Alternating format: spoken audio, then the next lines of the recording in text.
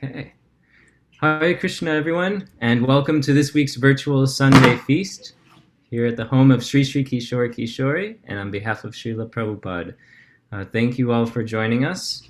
Hopefully, there will be a limited number of these virtual Sunday feasts remaining, as we are planning out a transition toward having a limited Sunday feast program. But before that happens, there is a plan in place for the temple to reopen in the near future. So more details on that coming soon.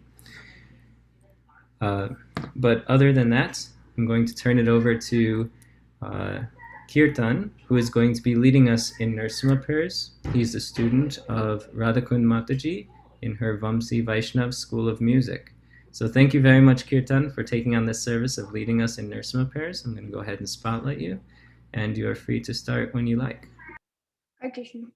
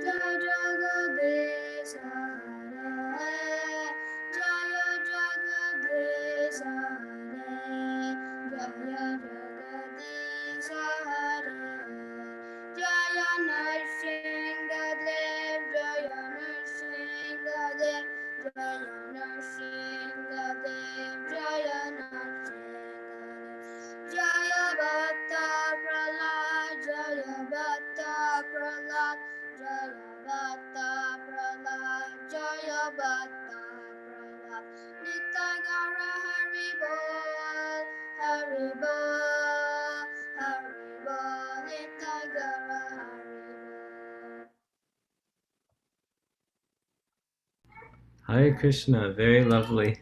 Thank you so much for leading us, Kirtan. And now I'm going to turn it over to tonight's speaker, His Grace Ujjvala Prabhu. For many of us here in the Chicago community, we have fond memories of Ujjvala Prabhu's enthusiastic participation in service. Some of us have the good fortune of having experienced his cooking, as well as, of course, his unforgettable kirtans. Tonight, he's going to be taking us through the 23rd chapter of the third canto of Srimad Bhagavatam, continuing the Brilliant as the Sun series. And he's titled his class, Sadhu Sanga, the Elixir of Perfection, a glance into the spiritual trajectory of Sri Devahuti. So thank you so much, Ujjvala Prabhu, for taking time out of your busy service in sadhana, all the way from Ypsilanti, Michigan, to speak with us. Thank you, Prabhu, for inviting me. It's so nice to be back in Chicago in some way. Yeah, I really appreciate it. I have fond memories of my time there. Chicago got me my start in the kind of frame of life that I'm in now with all of the studies, because it was the first place that I had an opportunity to kind of unabashedly go into that. So I forever hold Chicago in my heart, because it's I'm really fortunate to have gotten the start that I got like that, and to have gotten to associate with the devotees there. So it's nice to be back, and like I said, in some way. Today, so we're doing this chapter of the Bhagavatam. I like that you guys do these chapter summaries. I think it's a really good idea, because it allows the speaker to get a little bit of freedom to flow through and pick up whatever verses they want and kind of angle in the direction that they're going. So today, Srila Prabhupada has titled the chapter, Devahuti's lamentation, the 23rd chapter of the third canto.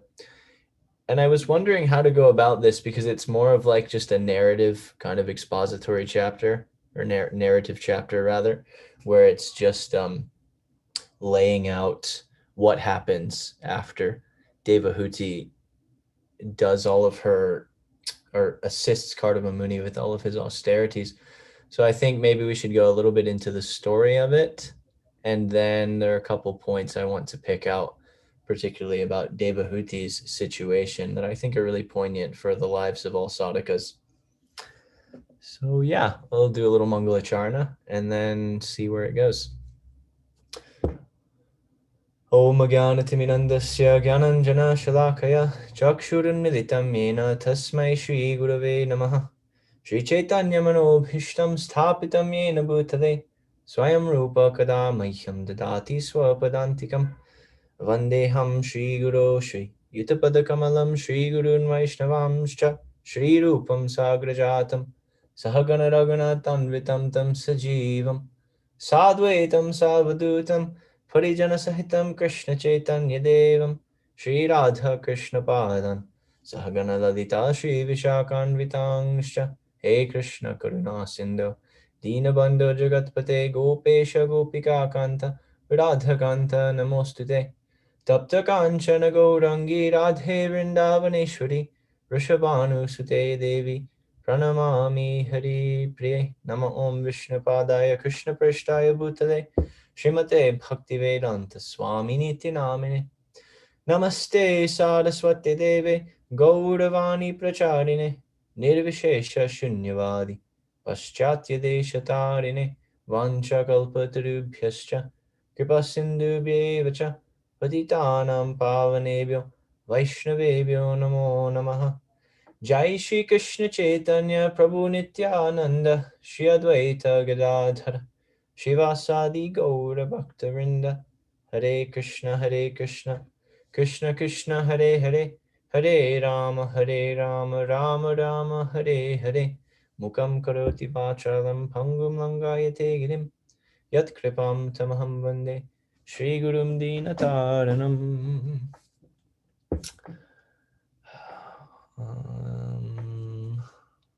Let's see. So, as we said, chapter 23 of the third canto, Devahuti's lamentation. So I'll just do a little backstory of what's going on here in the last couple chapters. So Lord Brahma has ordered Kardama Muni to create progeny. Part of Lord Brahma's business is to fill up the universe after he manifests it. So we have the initial sarga, which is the coalescing of all of the elements. And then Lord Brahma does what's called Visarga, where he takes all of those elements which have been coalesced and they've come together out of the Mahat Tattva. And he manifests the universe as we know it. He manifests all of the different lokas. And one of the functions that needs to be carried out after all of the foundation has been set is progeny needs to be created, because there needs to be inhabitants in the universe. The jivas need to live out their karmas because they've been dormant since the last manifestation. And so their karmas need to be flushed out. They need an opportunity to live them out and to create more and to fulfill their desires. So progeny has to be created. Different species have to come into being. So Kardama Muni is the one who basically creates all of the species that inhabit the universe. He creates that progeny, and who he creates it with is Devahuti. So Kardama Muni, he is a great sage. It's said that he meditated for 1,000 years in order to get the tejas required to do what he's doing. And his initial goal was just to go for moksha, like any good sage, just like the Kumaras. They also were just thinking, we'll stay as brahmacharis. But when Lord Brahma asked him to create progeny, he didn't reject Lord Brahma like the Kumaras did, and he took up the task. So Lord Brahma approached Kardama Muni and said, please create progeny. This is what I'm desiring for you to do. This is what needs to be done for the benefit of all the jivas in the universe, so you please do this. So Kardama Muni accepted this, and he went into another bout of penance in order to be able to do it properly. And after that, he actually got face-to-face darshan with Narayana, with the Supreme Personality of Godhead, and he prayed to him to be able to carry out his duties nicely. He said that Lord Brahma has told me that I should do this, and he also framed himself as though it was his own desire that he wanted to do it and that he wanted to enter into family life. So this is also a nice instructive section for how one should approach their own duties in this world, how one should approach their own responsibilities, and how one should pray that don't let me get sucked into these things to the point where I forget about the actual purpose of my existence. So Kardama Muni prays like this, and Narayan is naturally very pleased because he offers very nice prayers, and he's doing what he's doing on the basis of the desire of Lord Brahma. So he's following his guru, who is following the orders of Lord Vishnu himself.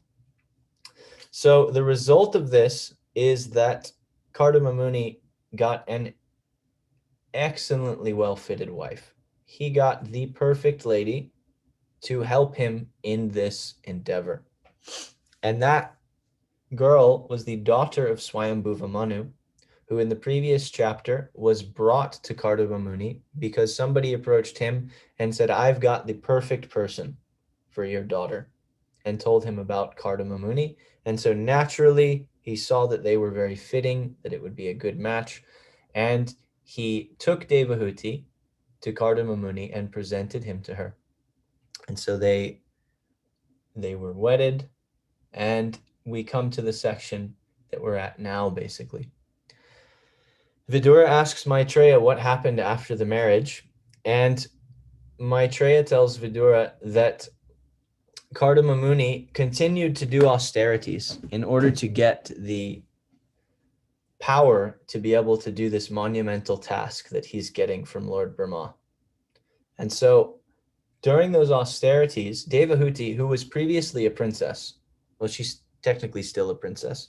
Devahuti, who is a princess, she's known nothing but luxury in her life. She's the daughter of basically one of the most powerful men in the universe, Swayambhuva Manu. And so she's lived in the lap of luxury her entire life, and now she's on the exact opposite end of the spectrum. She's all the way just diametrically opposed to where she was before. She's living in the hermitage of a sage, her husband, and he's sitting and meditating, and she's just taking care of him while he's doing his meditation. There are no more maidservants. There are no more palaces. There may not even be shampoo. I was hearing a class from Madhavananda Prabhu one time. I don't know if any of you know Madhavananda Prabhu. I very much enjoy his classes. And he was speaking about, what was her name? It's not Mirabai. It's another famous sadhvi from Vrindavan who took shelter of, was it Jiva Goswami? Or anyway, this famous sadhvi from Vrindavan. Maybe it was, no, it wasn't Hemalata Thakurani. Anyway, she was a princess in Bengal, and she came to Vrindavan, and at first she was rejected by this sadhu because her being a princess, he thought you should just go back to the luxuries that you know. You should just go back to the kingdom of your father. But she was fixed on wanting to attain Krishna in her life. She was completely fixed on this idea. And so she started to beg and do madhukari around Vrindavan. But the problem was everybody knew she was a princess. So nobody wanted to give her anything. They just started to throw things at her. And so she continued to live a life like this. And she would go to the bank of the Yamuna every day to take her shower. And Madhavananda Prabhu, when he was telling this story, he pointed out that for women, one of the greatest austerities you can think of is the idea that there's no more shampoo. The idea that now you have to wash your hair with dirt and mud. And for a princess, for somebody who basically spends a couple hours of her day with the most amazing beauty care routine that the universe can offer, to now go into this situation where you don't even have the bare necessities for that. You don't even, it's just like your abhiman, your whole self-identity is just torn into pieces. So this is what Devahuti was going through. This is what that Sadhvi in Vrindavan went through. And Devahuti, she was the princess of all princesses, basically, again, because she's the daughter of Swayambhuva Manu. So she's serving Kardama Muni day in and day out, and she's basically bereft of any type of care. Her body withers, her hair mats up into dreadlocks, into this jata. She becomes skinny because she's not eating very much, because I mean there's not much to eat. There's just enough for her to cook for Kardama Muni and to have a little something for herself. And she goes on like this for some years. She goes on like this for quite some time while Kardama Muni is doing his austerities, because this is the life of a yogi. And so a yogi's wife is going to have to be equally austere. And Devahuti, because she was such an exceptional person, she took all of this with no real complaint. She was happy with it. She knew that this is my husband. He's a great person. I am very happy to be able to serve him like this. And so she went without a word. Maybe she wasn't so happy about it, but anyway, she didn't voice that. She didn't tell Kardama Muni that. And she just continued to serve her husband diligently, moving forward. And so all of her body was fading. Everything was fading. Finally, Kardama Muni finished his austerities. Kardama Muni came to the point where he was confident enough that, okay, I can do what I need to do. We can have this set up. And he came out of his meditation and he saw Devahuti, and he was extremely pleased with her for everything that she had done, for all the service that she had rendered to him. He was extremely happy. And so Devahuti then got to ask for her request, because Devahuti, she was a simple person. She was a very, very simple person. And her desire was simply to have some children.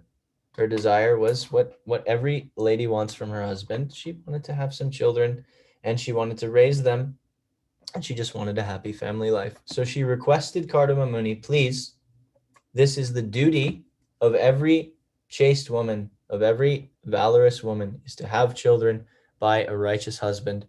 So you please, now I've facilitated your meditation. I've facilitated what you needed to do. So please give me some progeny. Please, let's have some children. So Kardama Muni, being so pleased with Devahuti, he then manifested a great mansion, because he knew that she was a princess. He knew that she wouldn't really be able to be comfortable if she wasn't back in her element that she was raised in, because that's really how we are. We're only really comfortable as people if we're in the situation that we're familiar with. We may be able to go on vacations, and we may be able to go and visit places and get out of our comfort zone, but at the end of the day, we all have a particular nature, and a lot of that is pretty well situated in this life. So Devahuti, she was desiring a particular type of enjoyment, and she had some expectations. And so Kardama Muni, he fulfilled that by manifesting this great, Prabhupada calls it a flying mansion. And this flying mansion had huge rooms in it, just huge rooms, and nearly an unlimited amount of rooms. And it had so much facility. It had gardens, it had beds in every room, so many places to just basically sit and enjoy yourself and do really anything that they could think of. But when Kardama Muni looked at Devahuti, he could see that she still wasn't satisfied. He could see that something was bothering her. And what was it that was bothering her? Her body was still quite wilted. Her body was still quite beat up, so to speak, and withered from the austerities that she had to perform alongside the austerities of her husband. And so Kardama Muni immediately understood what it was that Devahuti needed. And so he went and he took her to a lake. I believe it was the Bindu Sarovar lake, which is the same lake that he had the darshan of Narayan around. And he took her to that lake, and he told her to submerge herself into that lake. This is a pretty awesome little experience, pretty mystical thing. And he said that when you submerge yourself in that lake, then everything will come back to normal. So she took her bath in that lake. She took a dip in the lake. And it's not that she dipped in and then she came up and she was beautiful again, and all of her her body had been restored, but she actually took a dip into the lake and she saw a house underneath the water in the lake. She saw that there was this residence there, and she saw a bunch of maidservants, a bunch of other girls were there and were waving to her, telling her to come over, beckoning her over. So she swam down to this house, and these maidservants took her into this house, which was in the lake, and they began to pamper her. So they put all of these ointments on her, and they put special conditioners in her hair, and they actually, just by washing her hair, they unknotted all of her dreadlocks, and they fed her these wonderful teas and these wonderful drinks and all of these herbs. And by the end of it, she basically had the most amazing spa treatment in the universe, and she came right back to the standard of beauty that she had before she underwent all of these grueling austerities at the side of her husband. So then, her being satisfied and Kardama Muni being satisfied, they were able to enter into this giant mansion, and they basically enjoyed. They just had fun with each other and enjoyed themselves for a long, long time, and did everything that a couple could imagine wanting to do. They basically just went on a big, long, extended honeymoon, except it basically lasted the entirety of their relationship. It was like a honeymoon that never ended, and just endless enjoyment in this phantasmagoric mansion. It's just, yeah, basically the height of what anybody could want from a material perspective. And after that, Devahuti bore all of her children. So the text tells us that Devahuti actually was desirous of daughters, and that Kardama Muni could understand this. So she had many, many daughters as a result of all of this experience. So after having those daughters, and after facilitating, or not facilitating, but after undergoing all of the enjoyment that they underwent, Kardama Muni went to do the thing that yogis do, and that most people in the Vedic realm of life do towards the end of their life, and he went to renounce home. Because he had done his part of the deal. He had created the progeny that he was supposed to create. And so he was ready to go back to what he was doing before, which was focusing on the Parabrahman, focusing on his meditation, focusing on the actual goal of his life. And so he was getting ready to renounce home. And this is where Devahuti then begins. She begins with her prayers and with her request to Kardama Muni before he leaves. So I'll just share my screen really quick, and we can look at some of these prayers. And there's a couple talking points that I want to jump into. Let's see. Can everybody see my screen? Anyone? I hope. Yes, Prabhu. Great. I'm 28 years old, but I have the technological capacities of a 58-year-old, so I'm always wary. So with text 51, this is Devahuti addressing Kardama Muni because he's about to leave, and she is having kind of a moment of realization, a moment of clarity in this, we can imagine for her, very difficult circumstance, because this is the person that she's been totally attached to in her life, and rightly so. He's a wonderful, wonderful person. So Sri Devahuti said, "My Lord, you have fulfilled all the promises you gave me. Yet, because I am your surrendered soul, you should give me fearlessness too." Now she's going to explain what that fearlessness, or what fear she has, and why she needs fearlessness, why she needs it from her husband. "My dear Brahmana, as far as your daughters are concerned, they will find their own suitable husbands and go away to their respective homes. But who will give me solace after your departure as a sannyasi? Until now, we have simply wasted so much of our time in sense gratification, neglecting to cultivate knowledge of the Supreme Lord." So she's saying, actually, I'm in a predicament because you're about to leave, you're about to take sannyas, and I've only had daughters. My daughters will be married off. They'll have other husbands, and those husbands will take care of them, just like you've taken care of me. But the system is that the sons are supposed to take care of the mother after the father goes off and takes vanaprastha or takes sannyas. And so Sri Devahuti here is saying, actually, I have no protector now. I'm in a very, very difficult spot. I'm in a difficult situation. And you should offer me that fearlessness. So what this means is you should save me from that fear. And how will Kardama Muni save her from that fear? He needs to give her a son. Now she's elaborating more, so she says this verse, until now we've simply wasted so much of our time in sense gratification, neglecting to cultivate knowledge of the Supreme Lord. Not knowing your transcendental situation, I have loved you while remaining attached to the objects of the senses. Nonetheless, let the affinity I have developed for you rid me of all fear. So she's saying, I have not cultivated knowledge of the Supreme Lord. She's realizing how important that is after the fact, when now she doesn't have the opportunity, or she won't have, it's kind of impending, that she won't have the opportunity of inquiring from her husband about the actual purpose of her life. And she's saying that forgetting the situation of her husband, because she knew that he was a great yogi. She heard that he was this very, very advanced soul before she married him.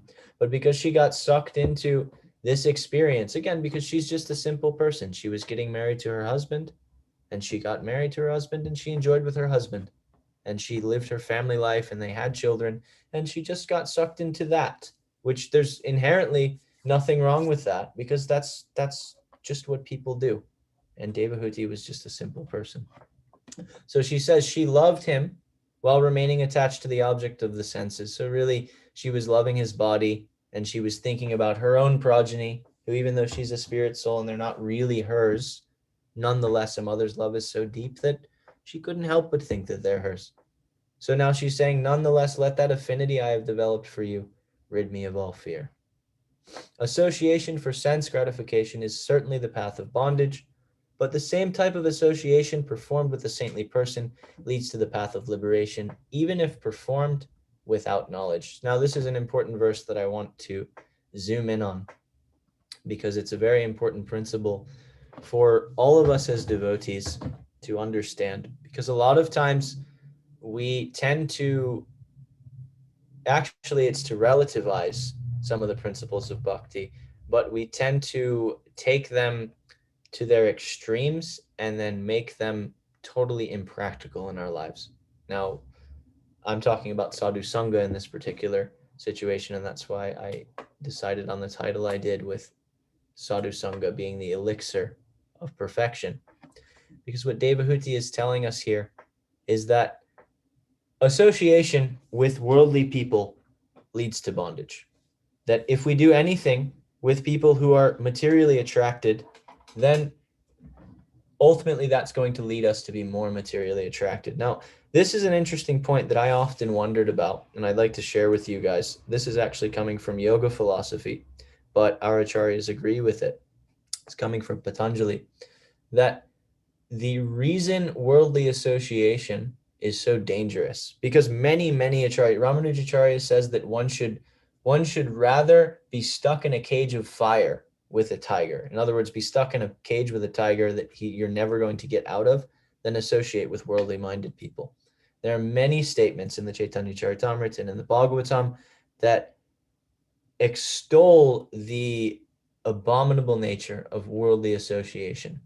Rupa Goswami says in the Upadeshamrita, in the Nectar of Instruction, that Jana Sanga, that Asat Sanga, and that Sangha, that we should renounce this worldly Sangha, because it's one of the 6 thorns in the side of a bhakti practitioner. But why? I often wondered about this, and I often wondered, like, how could it be so, it just seemed like such hyperbole. How could it be so devastating for someone to simply hang out with somebody who doesn't have the same goals as them?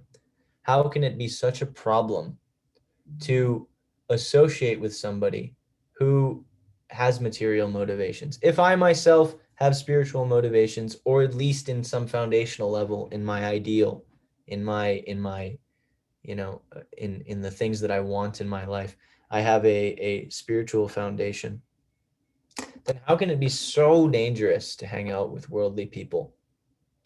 So yoga philosophy explains to us, and Sankhya basically, it's also coming from the same canto here because Kapiladev, who is Devahuti's son, is the original exponent of Sankhya philosophy, which is more or less where Patanjali is taking everything that he's got. Yoga philosophy explains to us the way the chitta works. So the first element that comes out of the Mahat Tattva is the chitta. And the chitta is basically the foundation of everything that goes on in the subtle body. So everything that goes on in the subtle body, that being the mind, the intelligence, and the false ego, is situated on the platform of the chitta. It's what we normally call the consciousness. When we say Cheto Darpana Marjanam, we say that the Hare Krishna Maha Mantra, it purifies the chitta. It purifies the realm upon which all of the subtle actions are taking place or are based. And so when that place is purified, then the name can enter into it and further spiritualize it so that we can then have deep spiritual experiences while still fixed in a material body. So the chitta, the way it works is very interesting because there's a universal chitta that comes out of the Mahat Tattva and it spreads across the entirety. I don't really know how to express this spatially, but it's a universal chitta and it's like a layer of the elements before the other grosser elements come out of it. So once all of the elements are expanded, that universal chitta is there and jivas enter in through the ahankara, and well, they enter in through the chitta, and then the ahankara, it's like a clasp, and it will clasp down on a particular portion of that universal chitta. And that is what gives one the sense in material existence of I and mine. And this is my body, and this is my subtle body. It's basically like a little partitioning off of that body or of that subtle body so that one can have like an idea of independent existence. And so the danger of associating with people who have different ideals than us is on this very foundational level.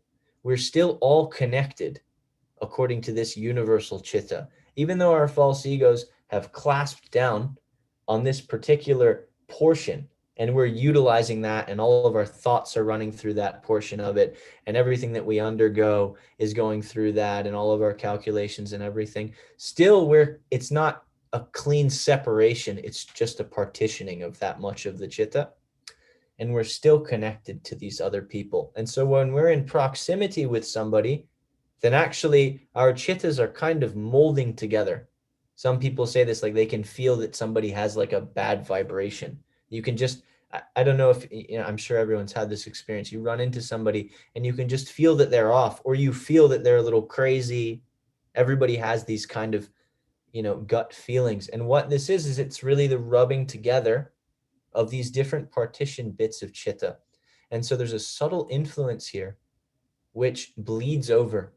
And so all of our ideals, all of our expectations, all of our desires, they flow together in this very subtle way. And so we become influenced by people who have different aspirations than us. And so this is why it's so dangerous for sadhakas to associate with people who have other, or who are solely motivated by material means.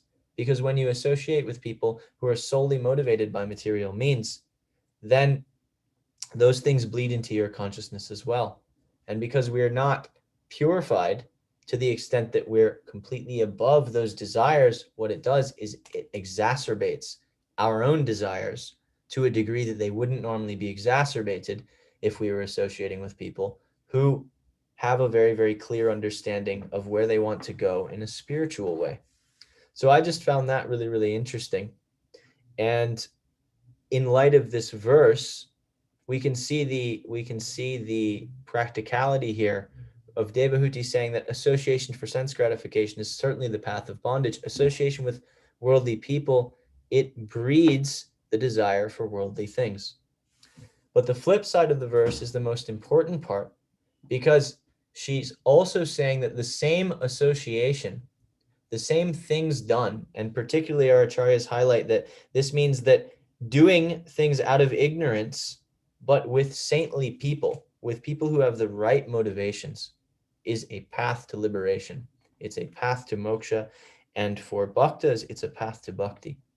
This is the power of sadhu sangha, that even if I don't have a desire to get the thing, you see, because it works both ways. Even if I don't have a desire to have bhakti, even if I don't have a desire to advance in spiritual life, just by hanging out with people, just by, I'm using tongue-in-cheek American slang, just by associating with people who are attracted to Krishna, by associating with people who have harmonious ideals with our own, or even have a deeper understanding of those ideals, then on a very foundational level, that affects us because of the same idea with the chitta and the fact that our chittas are kind of, they're molded together to some degree or other.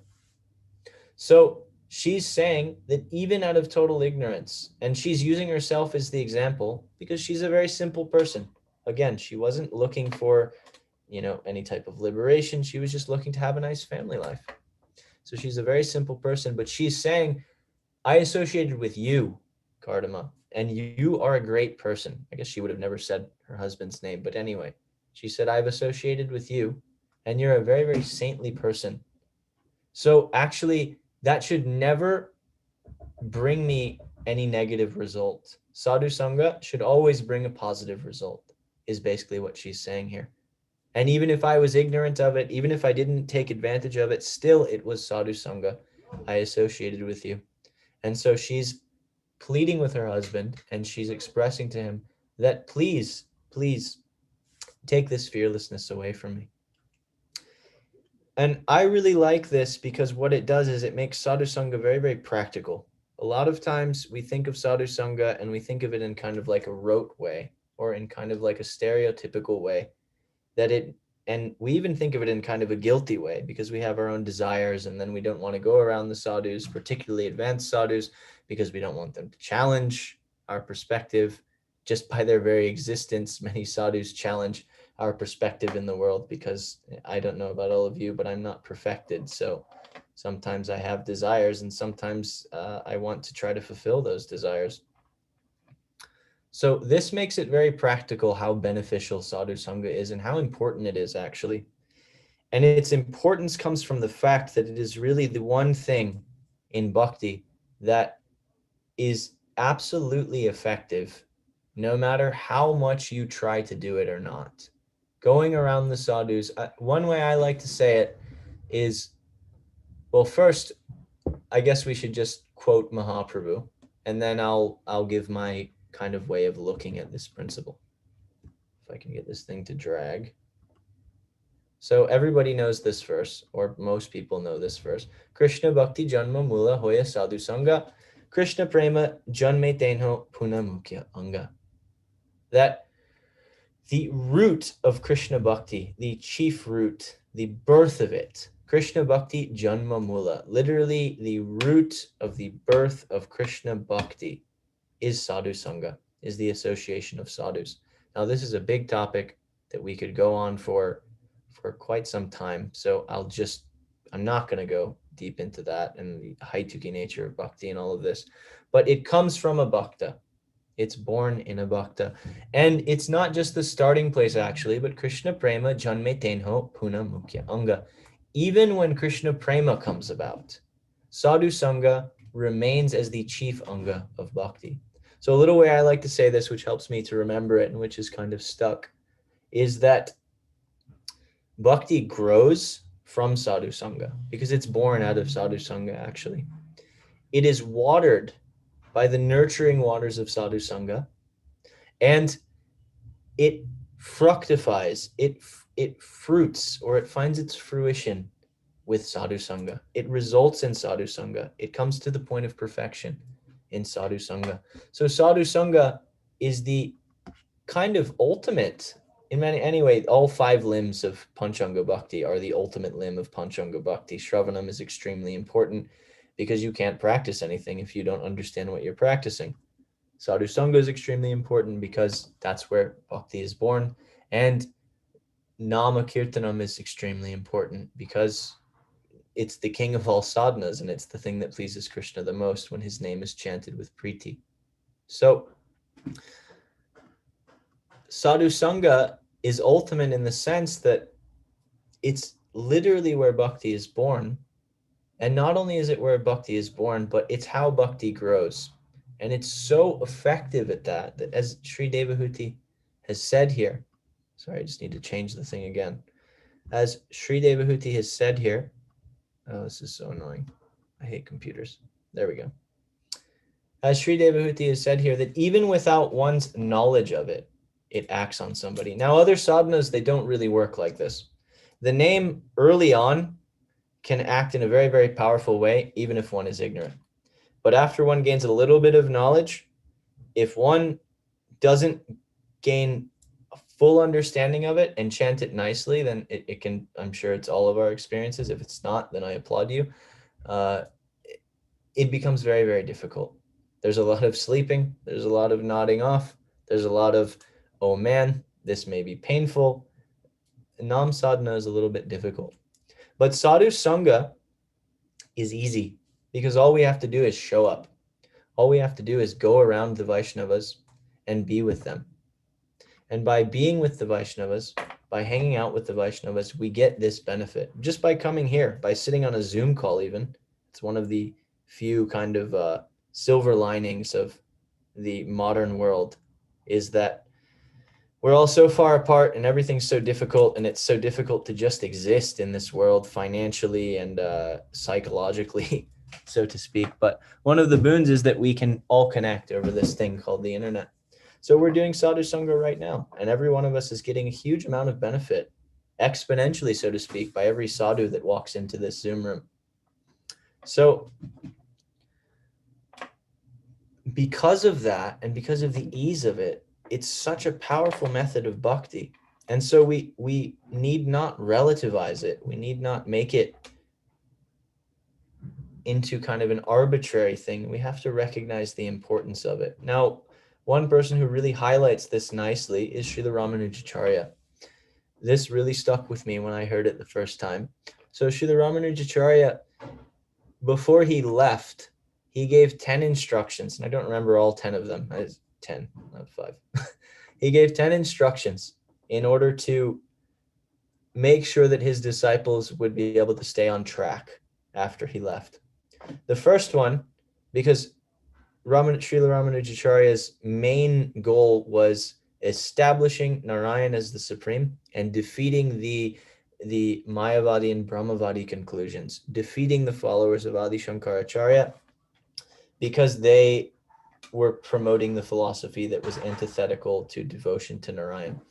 So he said that his first instruction was learn the Sri Bhashya, that's his commentary on the Vedanta Sutra, and defeat every one of Shankaracharya's followers that you come across.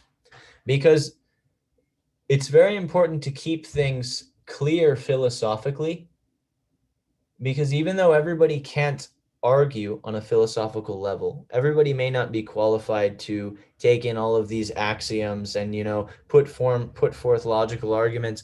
But if the person who is on the top of society intellectually isn't putting forth a proper understanding, all of the laymen will follow him simply because he's in that position. So Srila Ramanujacharya, he could understand that this was of paramount importance, that the Vaishnava Siddhanta be firmly established as the clear superior philosophy. Because even though laymen may not be able to investigate it for themselves, if a Shankarite is in that top position, if he dominates the philosophical landscape, then everybody else will just take it for granted that his conclusion is the right one. So he told all of his disciples, you preach the Sri Bhashya, not preach it, but you go out and you smash the Advaitins with the Sri Bhashya. He said, second, if you're not good enough to go out and use it yourself, if you're not a good orator, you're not good at arguing, you're not good at tarka, so to speak, then at least learn it for yourself, so that you yourself won't be convinced by their arguments. And then number 3, basically number 3 through 9, I don't remember. But number 10 is the important one here, because he goes through 7 more they decrease in difficulty as it goes down.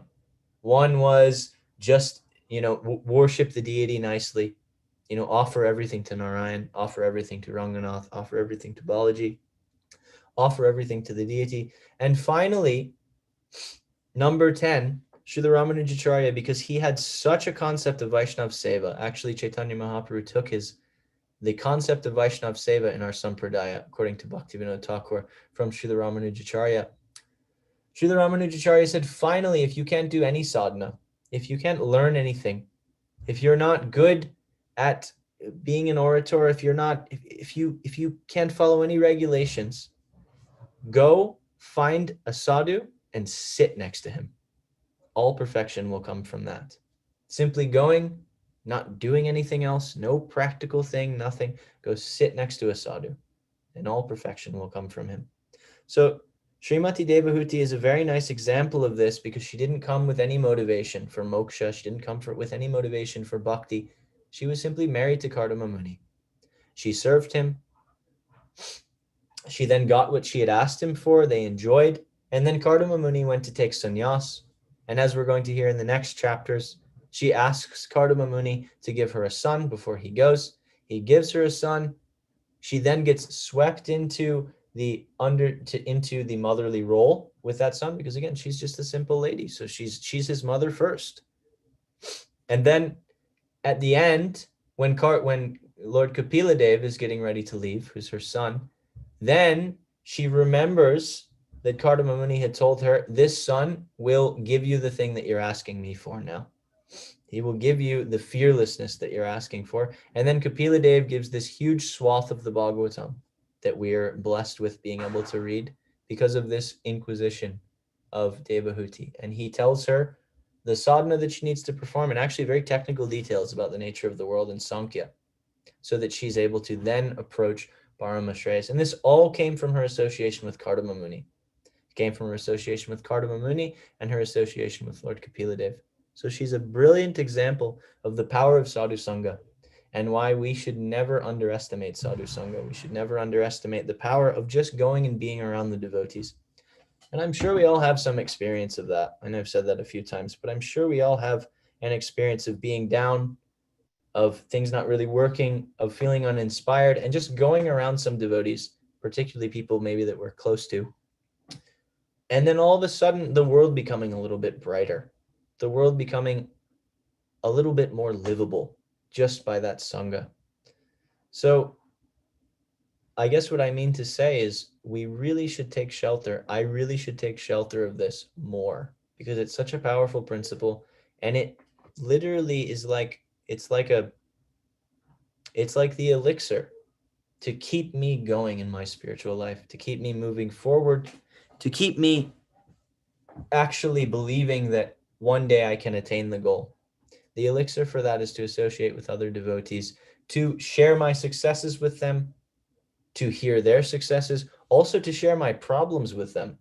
Because one thing that happens in this world is we think that our problems are so unique, and because they seem like that, and we live in this hyper unique world. Everyone is just unique to a T. We're just absolutely, practically unrelatable. We're so unique. That's the modern paradigm.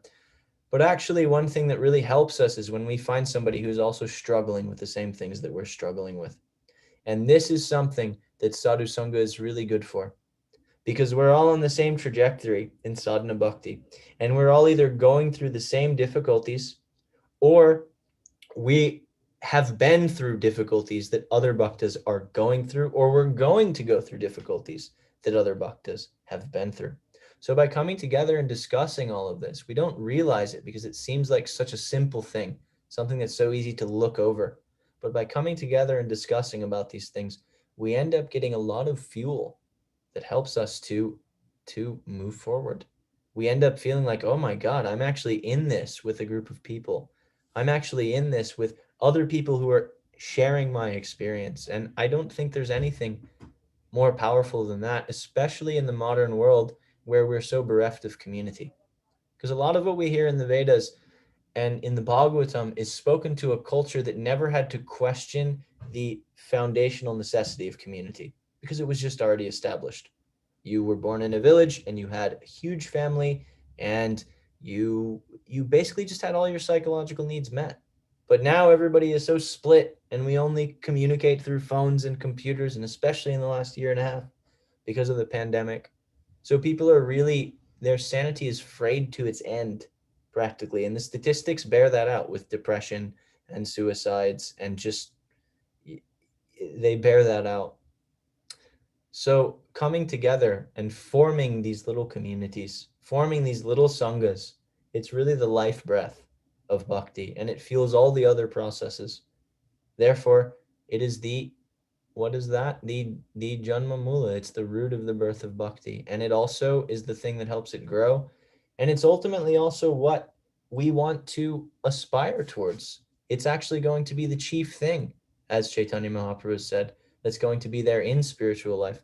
Srila Ramananda Roy is asked by Chaitanya Mahaprabhu, what is the most painful thing in this world? And Ramananda Roy doesn't say to be separated from you. He doesn't say to not be able to practice bhakti. He doesn't say to be stuck associating with materialists. He doesn't say any of those things.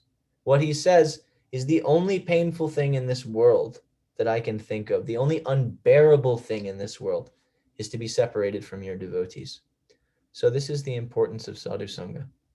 So I'll stop there. I'm sorry if it was a little hectic. It's really been quite a day. I didn't really know. Somehow I always sign up for, or I always agree to doing 2 Sunday feast classes at once whenever I give a Sunday feast class. So I apologize if I'm a little scatterbrained, but this is round 2.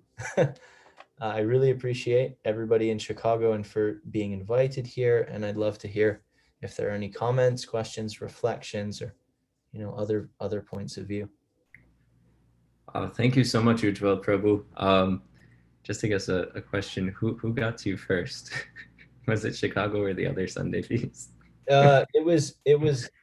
I think you got me first because you usually go quite you usually give quite a notice. But the thing is, I messed up the dates. That's what I did last time. I thought it was last weekend. And so, and I also just, I kind of have a policy where when people ask me to do something with kata, I'm just like, sure, I'll do it. Just sending it my way. Wow. I like the service, so I don't ever say no. But yeah, this happened the last time I gave the Sunday feast here. I also gave the Sunday feast here in Ypsilanti. I was like, oh man, I did it again. Definitely couldn't tell that you were so so engaged in different ways. So very grateful to you for that beautiful presentation of this chapter. There are 3 questions, and so you can choose to answer all of them or however you like. The first 2 are from Mara Mataji. She writes, we meet different personalities, like worldly minded or devotees, at different trajectories, and also sannyasis, etc. I mean different levels of consciousness. What should we be mindful of, or what is the essence of association while we are going through our journey? Okay. So we meet different people, worldly minded people, devotees, people on different trajectories. Even amongst devotees, we see people who are at different levels. So there are different types of association that we are inevitably going to run into. We should understand that on a foundational level, we really need to find somebody who is more advanced than us to both hear from and also to field our doubts to. One of the most important things in spiritual life that is often overlooked because it's easy to have a sycophantic idea of spiritual life where you just kind of nod your head whenever the advanced person comes in the room and yes, Guru Maharaj, or yes, Maharaj. It's like that. But actually, advanced association is meant for fielding doubts.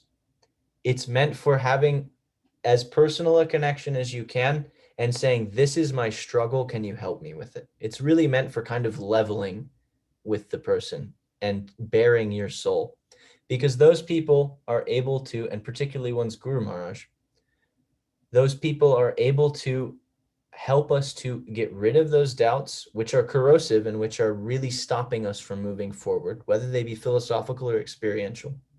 So that foundational Sangha needs to be there. We need a lifeline where we're able to reach out when we have a problem or a doubt. Then there is what I would call inspirational Sangha, which that's also inspirational, but is Sangha that we take from peers. And that type of Sangha is what I was explaining earlier, where you're sharing your successes, you're hearing their successes, you're sharing your failures, and you're hearing their failures. And all of that brings an organic life to your practice, because you see it's a living thing. You're watching somebody else go through it with you. And that brings a certain type of just, it breathes life into the thing. It stops it from being theoretical, and you're really getting like on the ground practical experience. Then the third type is with juniors. So with juniors, you're not getting anything. You may be getting a lesson in humility, or you may be getting a lesson in how you can present concepts compellingly, or you may be getting a lesson in responsibility. But really, you're giving. Really, you're helping them because you are able to then look down and see where they are very clearly. If someone is actually junior to you, then you can just kind of look at them and see and talk to them for 5 minutes and really assess their mental situation and see this is where they are. You know, it's quite common in our community now. None of them are online. So we have a couple people who are quite new, 6, 8 months. And there's a special type of enthusiasm that comes with being that new to Krishna consciousness that is adorable and also super frustrating, and just can be very annoying even, just because it's like this very like, yes, I have all the answers and everything is clear and I know what we should be doing, and even like, why isn't everybody else doing everything so nicely when it's so easy and the process is easy? And there's a way that you can see those people, if you're a little more experienced, and realize that they just need encouragement, and they need to be able to go through the problems that you know they're eventually going to run into, a little bit of burnout, and you need to be there to help pick them up so that they don't become discouraged. So there's a certain level of wisdom, and that's also very healthy because, again, it forces one into a place of responsibility. With worldly minded people, we have to be careful. I mean, I know what I'm saying is kind of a hardline, mainline, strong opinion. It may be labeled as fanatical now, but we need to be careful because we are aimed at a very particular thing in this world. Even taking spiritual life out of the equation, people do well when they hang out with people who have the same aims as them. If you want, it's a big principle in coaching right now. If you want to be any particular thing, you need to get around a group of people that are aspiring for the same thing as you, because we're social creatures. And again, technically speaking, it goes back to this chitta point that we're all sharing kind of the same real estate here, and these things are bleeding over. So we really do need to make sure that the lion's share, the bulk of our association, the bulk of where we're investing our chitta is with people who have the same aspirations as us. Otherwise, we're going to be splayed, and it's going to either lead to confusion, or it's going to lead to doubts, or it's going to lead to a temporary derailing of what our aspirations should actually be. And that's something that somebody has to assess on a personal level, because somebody may be able to go around and give association a lot and be very, very clear and strong in that. But somebody else may be very, very easily influenced, and they may have a big difficulty. And it's not the most common thing, but it's also not uncommon.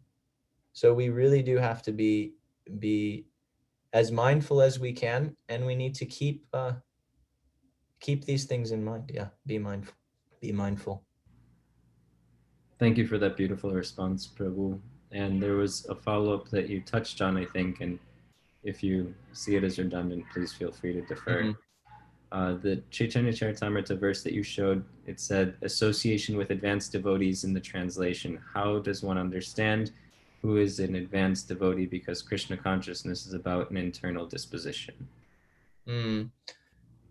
So there's one symptom that we're told an advanced devotee can't hide, and that's that he doesn't waste time.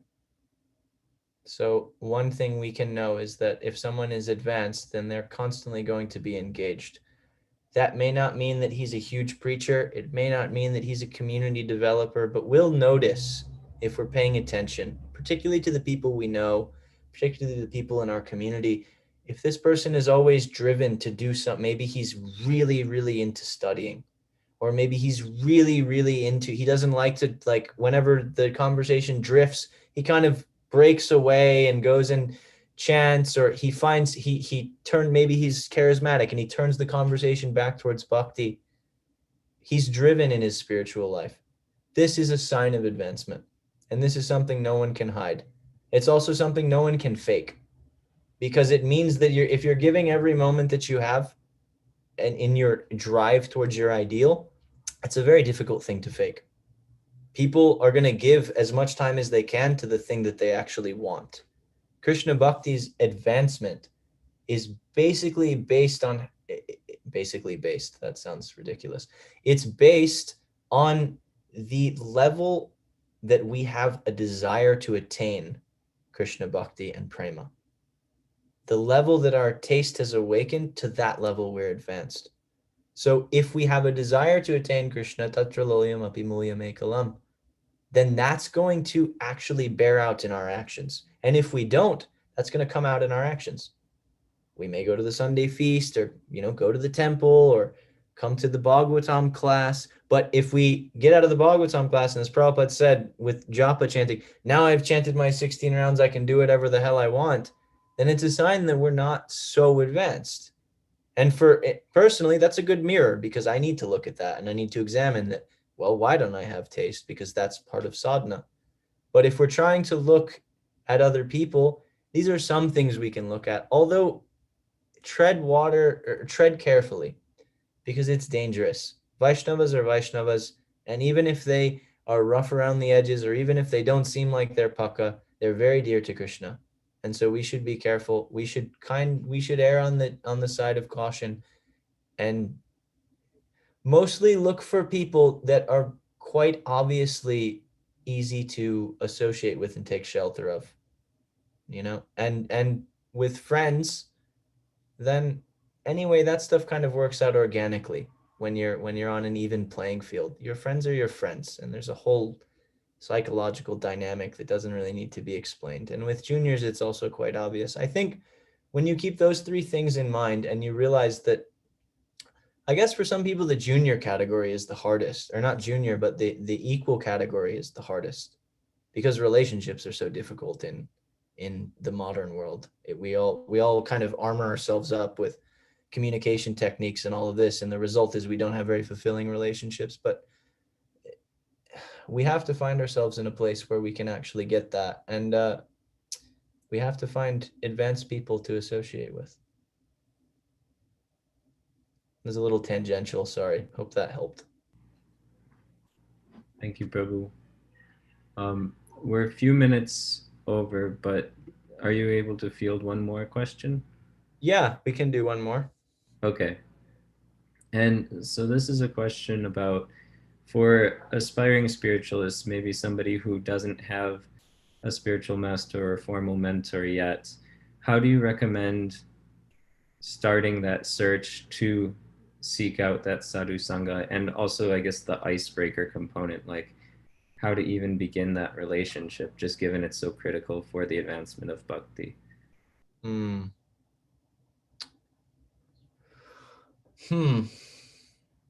There's a textbook answer, but textbook answers are not usually they don't usually move the heart.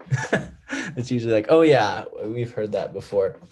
So how to start the relationship, and how to even, it's really about a disposition, because you don't know, for one, who's the relationship with. It's like, maybe maybe you think One thing is that it's really not up to you the way that relationship goes. It's really not up to the seeker to find the guru. It's really up to Krishna to see the sincerity of the seeker, and all of that is on the fuel of one's practice up to that point, because you're practicing you're chanting, you're reading, you're at least doing some sadhu sanga. And so on all of that fuel, one needs to plead that So first, one really needs a desire. They need to desire that that person is there. The Bhagavatam tells us tasmad gurum prapadyeta jigyasu shreya uttama, that one needs to be a jigyasu. He needs to be inquisitive. This means he needs to have an eagerness to actually have a guru in the first place. Why? Because he's going for the shreya uttama. He's going for the absolute truth. He really wants to know. And Krishna will reciprocate with that. Actually, all of one's sadhana before they're initiated is basically asking for a guru, because you can't move any steps forward until you have a guru. That's just, I'm sorry if that hurts anybody's feelings or what. That's just the way it is. Until you have a guru, until you have somebody who you've taken shelter of, and more importantly, who has delegated some mercy towards you, then you can't take a step forward. So all the sadhana that one does needs to be an act of prayer for that person in one's life, recognizing that I don't actually have the ability to see that person. There's drashta and there's drishta. There's the seer and the seen. And oftentimes we think we're the seer and we think the guru or Krishna is going to be the object of our sight. But actually we're the seen and they're the ones looking at us. And so all we can do is cry out and say, please, I need shelter. And so there needs to be not a pretentious thing, but in the fiber of one's being, please, I need guidance. That needs to be there underneath everything. Otherwise, it's just a pretentious show, and it can lead to problems. And if you happen to run into a very advanced devotee and they give you that shelter, you got the mercy and you got lucky. But my general way of looking at it is, if somebody is coming around, they're inquisitive, they're interested, they like it, there's no need to bang them over the head and tell them you have to do this. If they're not deeply desiring the thing, then what they need to do is cultivate a deep desire for it, and even understand that I want the prayojana that's being offered through this sampradaya. I actually want the goal here.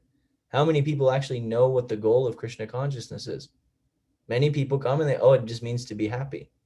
But actually there's much more than that. There's much more than that. So knowing the goal and then cultivating the desire then allows one to have this feeling of yearning at kind of like a base level in themselves. And then that is really the fire that brings about the prayer that will help one to find one's spiritual, or be found by one's spiritual master. That's my understanding. You never disappoint. Thank you for that beautiful answer. All right. Is there any final takeaway message that you would like to leave us? Don't underestimate Sadhu Sanga. It's the most powerful thing in our lives. And we should all count our lucky stars, because we're surrounded by a lot of them. In Chicago, there's a lot of lucky stars, and we just need to make sure that we're routinely contacting them. And then life can become very easy, actually, if we do that enough. Thank you so much, Prabhu. Hare Krishna. Thank you, Prabhu. This concludes our weekly Sunday Feast program. Come back next week. The final Sunday Feast for the month of June will be given by His Grace Parama Rupa Prabhu, and he will be going over the 24th chapter of 3rd